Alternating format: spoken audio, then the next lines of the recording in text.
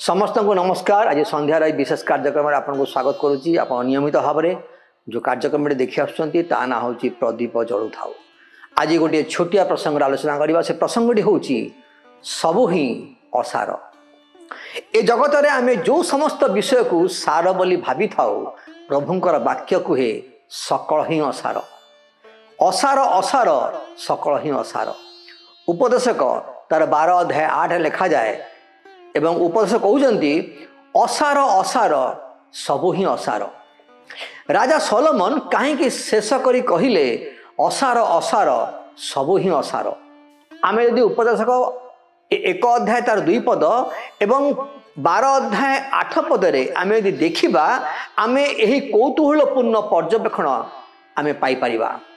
प्रचारक कहती असार असार सबु ही असार। आज जिते आम असार शब्द शुणु से आम गर्व अहंकार एवं निज प्रति एक अतिरिक्त मत एवं ध्यान विषय चिंता करि थाउ। किंतु उपदेशक पुस्तक रे असार शब्द को सठिक भाव में वर्णना करा जायछि। असार शब्दर अर्थ होउछि अर्थहीन बा मूल्यहीन अटे। जो विषयर कौनसी मूल्य नहीं बा अर्थ नहीं ताहा होउछि अर्थहीन बा मूल्यहीन विषय अटे। उपदेशक पुस्तक रे भैनिटी रो अर्थ होउछि असार, एक प्रमुख शब्द जहाँ 34 थर व्यवहार करा जायछि। मूल हिब्रू शब्दर अर्थ होउछि पवन, निश्वास किंबा बाष्प एवं विषय गुड़िकर क्षणस्थायी प्रकृति विषय कही थाए।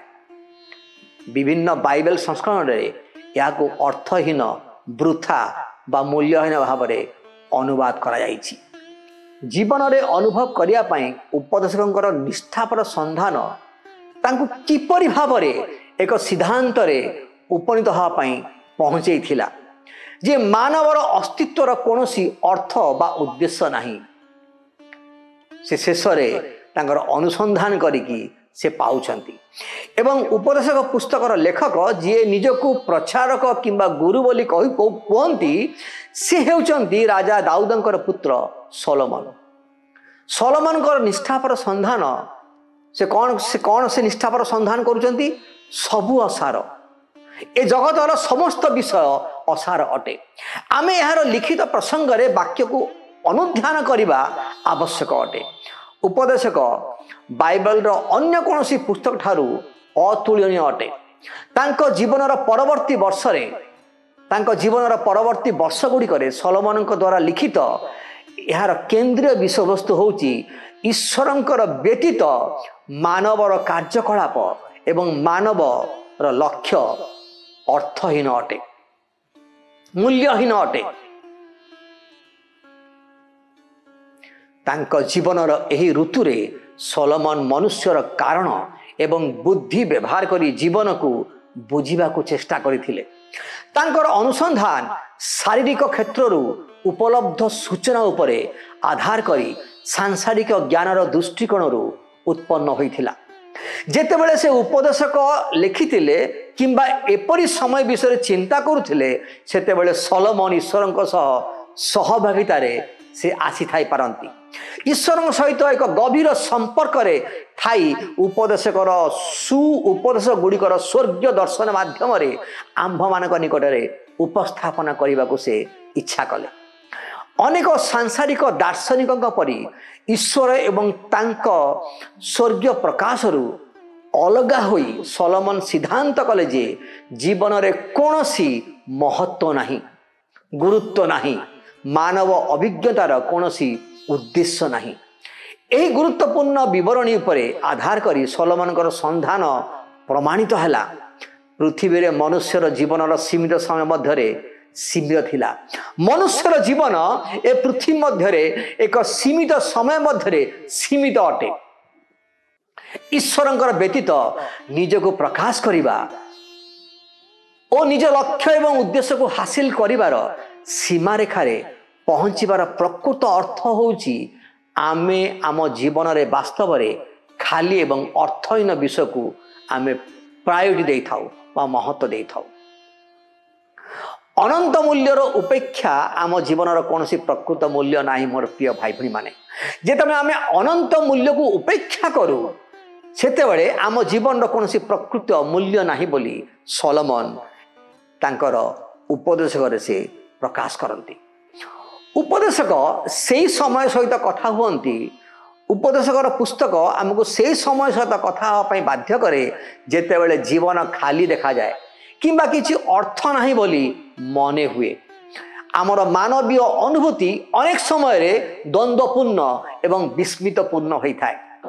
धार्मिक माने जंत्रणा भोगुवा समय रे दुष्ट लोक माने सफल हुअन्ति और भयंकर अन्याय चारिआडे व्यापी थाए। मोर प्रिय भाई भणी माने उपदेशक 3 अध्याय 16 लिखा जाए, आहुरी मु सूर्य तले विचार स्थान देखिली सेठारे दुष्टता अच्छी, पुणी धर्म स्थान देखिली सेठारे ही दुष्टता अच्छी। सोलोमन कौन देखुचंती? से दुईटी स्थान को से अनुसंधान करुछंती। से देखुचंती जे मु सूर्य तले विचार स्थान देखिली सेठारे दुष्टता अच्छी, पुणी धार्मिक स्थल देखिली सेठारे ही दुष्टता अच्छी। परिशेष जीवन एवं आमर समस्त मानव प्रयास निज भितरे अर्थहीन बोली सोलोमन प्रकाश करती। सोलोमन परी जदि आमे ईश्वर व्यतीत अर्थ एवं उद्देश्य खोजु तेबे आमर अनुसंधान निराशारे शेष हबार संभावना यथेष्ट अच्छी। मोर प्रिय भाई भणी माने जदि आमे ईश्वर व्यतीत अर्थ जीवन अर्थ को खोजा चेष्टा करूँ, जीवन उद्देश्य को खोजा चेष्टा करूँ, तेबे आमर अनुसंधान शेष आम निराश पहुँची पारिबा। केवल जीशुख्रीष्टर सहित ईश्वरंकर सह संपर्क माध्यम आमे आमर प्रकृत उद्देश्य एवं भाग्य आविष्कार करूँ। पृथ्वी रे मर्त्य जीवन एक क्षणिक वर्ष गुड़िक बाहर ईश्वर विद्यमान अछंती। ओ पृथ्वी रे मर्त्य जीवनर एक क्षणिक वर्ष गुड़िक बाहर ईश्वर विद्यमान अछंती एवं तांकठारे आमर भविष्यत ए सीमित दुनिया ठारू बहु दूर रे विस्तार करिछि। कारण एहीपरि भाव रे ईश्वर जगत को भल पाउथिले। से तांकर एकमात्र पुत्र को देइछंती जहा द्वारा तांको विश्वास करुथुवा समस्ते विनष्ट हेबे नाही बोली तांकर जीवंत वाक्य कहे। ता परिवर्ते समस्ते अनंत जीवन प्राप्त हे बोली कहा जाए। तेणु जोहन 3 अध्याय 16 पद कहा जाए, कारण ईश्वर जगत को एमंत प्रेम कले जे सी आपण एकमात्र अद्वितीय पुत्र को दान कले, मात्र जे कहीं तांको थारे विश्वास करे से विनष्ट न होई कौन हम ना अनंत जीवन प्राप्त हम।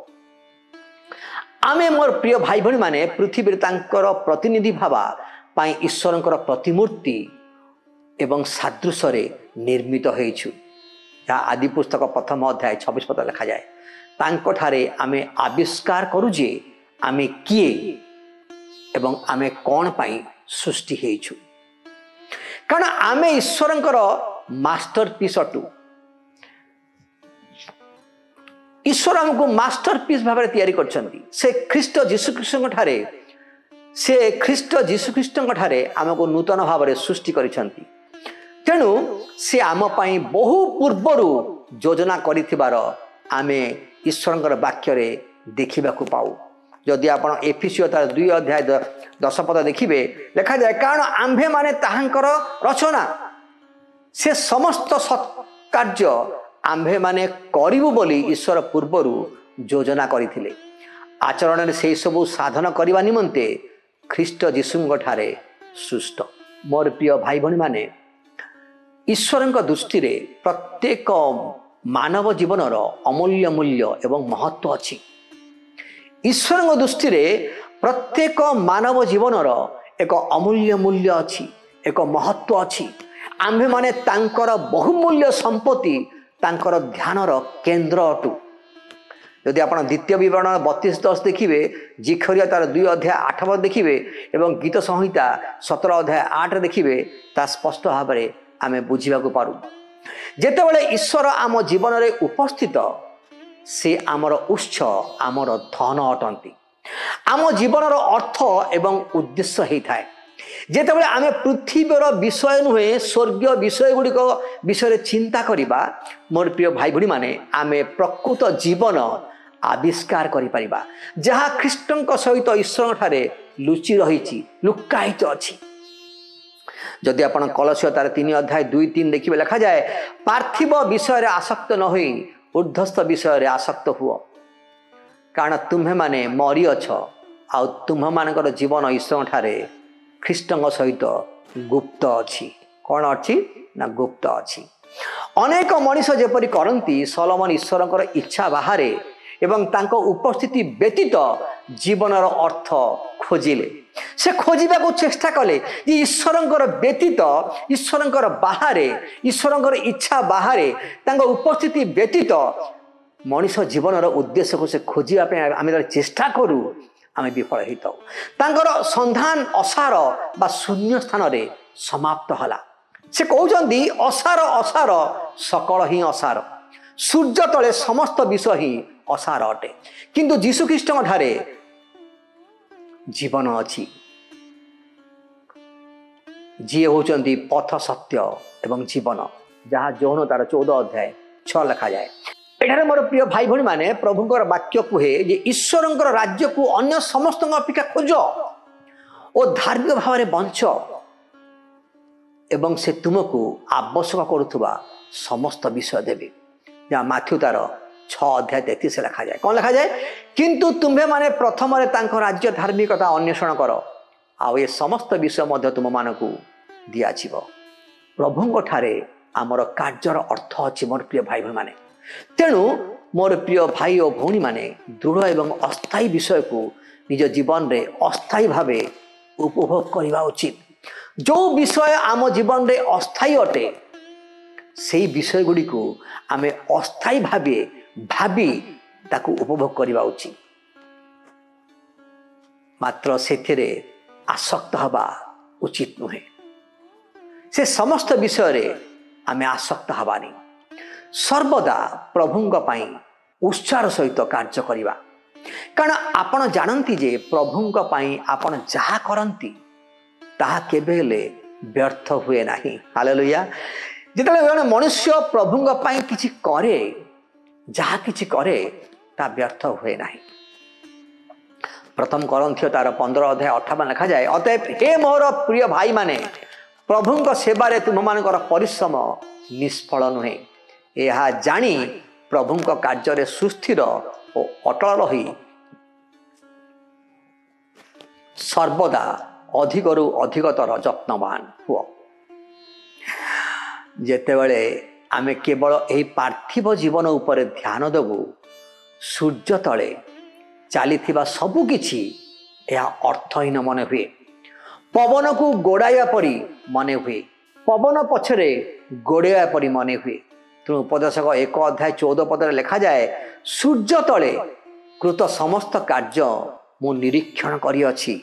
सलोमन कौन कहउचंती सूर्य तले मु समस्त कार्य को निरीक्षण करिअछि, आउ देख सबु असार वायुर पश्चात धाव मात्र।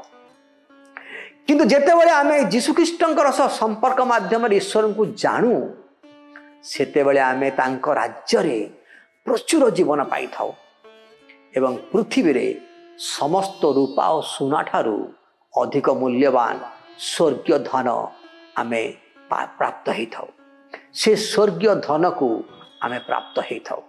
जहाँ प्रेरित तार 3 अध्याय 6 रे, माथ्यू तार 6 अध्याय 19 रु 21 पदरे एवं जोन तार 5 अध्याय 11 रु 13 पदरे लिखा जाए। तेणु आज प्रसंग मो प्रिय भाई भणी माने सबू ही असार। तेणु सोलोमन सबकिछि से अनुसंधान कला परे से कहउचंती असार असार सबु ही असार।